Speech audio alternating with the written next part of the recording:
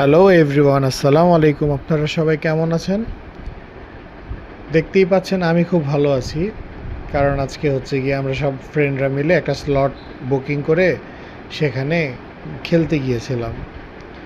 অনেক দিন পরে সব ফ্রেন্ডরা একসাথে হয়ে একটু খেলাধুলা করা খুবই একটু রিফ্রেশমেন্টের মতো লাগছিল। খেলাটা হচ্ছিল দুইটা গ্রুপের মধ্যে, আমাদের ফ্রেন্ডদের মধ্যেই দুইটা গ্রুপের মধ্যে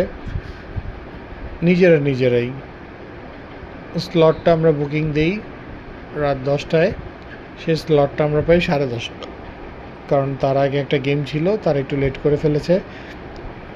তাই 10:30 থেকে 12টা পর্যন্ত আমাদের মোটামুটি 90 মিনিট হয়।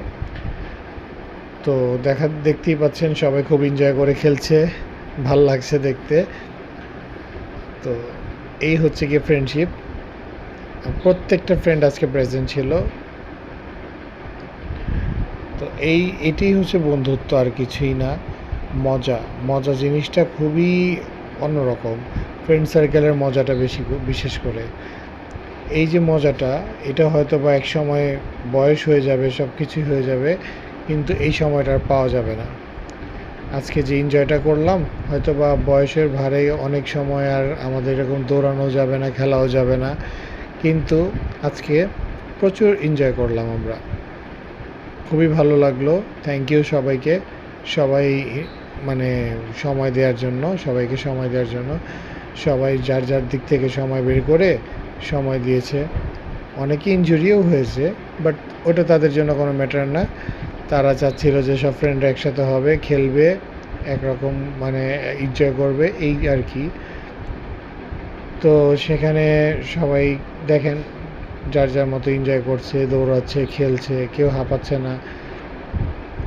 তো এখন হচ্ছে গিয়ে আপনার একদল হারবে, একদল জিতবে, এটাই তো আসলে নিয়ম, খেলার নিয়ম। হ্যাঁ, তো নিজেরাই মধ্যেই যদি খেলার নিয়ম হার জিত হয়ে যায়, সেটা অন্যরকম দেখা যায়।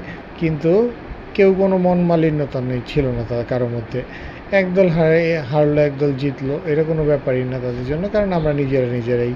তো দেখা গেল যে এক টিম জিতলো, তারা খুব খুশি, আরেক টিম হারলো, তারা খুব মন খারাপ।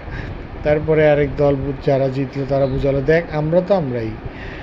আমরাই তো, কেন এত মন খারাপের কি আছে, আমরা সবাই জিতলাম, আমরা সবাই জিতেছি। ধন্যবাদ সবাইকে। আমাদের খেলা কেমন লাগলো আপনারা সবাই জানাবেন। ভালো থাকবেন সবাই। আসসালামু আলাইকুম।